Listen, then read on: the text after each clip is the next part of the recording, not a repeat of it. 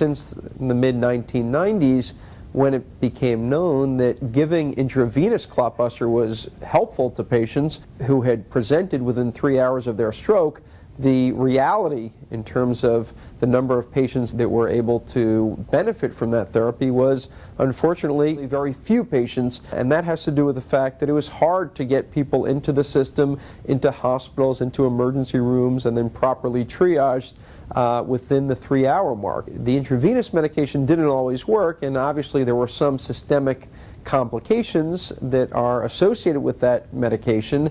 There are certain risks in terms of hemorrhages that can happen because the intravenous medication works systemically, and it's a powerful medication. So, for example, someone who had had recent major surgery within the last 2 weeks of having their stroke, it was contraindicated to give the intravenous medication because they would bleed into the area of the surgery.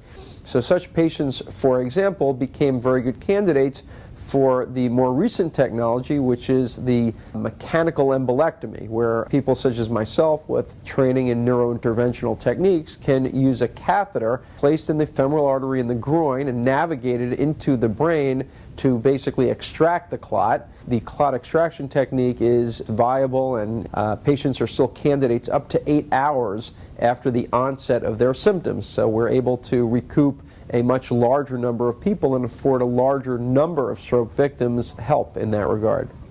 The procedure takes, on average, anywhere from 1 to 3 hours, depending on each individual patient's anatomy and how difficult the case is. Like with any procedure, there's been a lot of different names attached to it.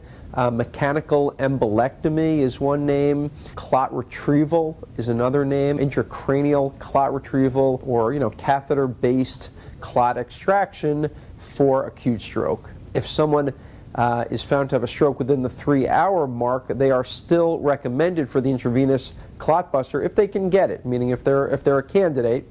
And if they're beyond the 3-hour, or if for some reason they're not a good candidate for the intravenous therapy, then we are interested to take appropriate candidates to the angio suite or the cath lab to go ahead and try to extract the clot. It's an exciting option for patients who are having very severe strokes. It's a very active area of ongoing research to help define exactly which patients are good candidates. Percentage of success is similar to what's been reported in the literature, about 50 to 80% chance that I can reopen the occluded blood vessel, the blocked vessel. However, not every successful reopening will result in a successful outcome. Unfortunately, these patients are very sick. They're often elderly with other comorbid conditions, and they're in the middle of having a severe stroke. As a result, only about 1/3 of patients that we actually will do the procedure and will have good outcomes. So there's a lot more room to learn about this procedure, and that makes it an exciting field as well.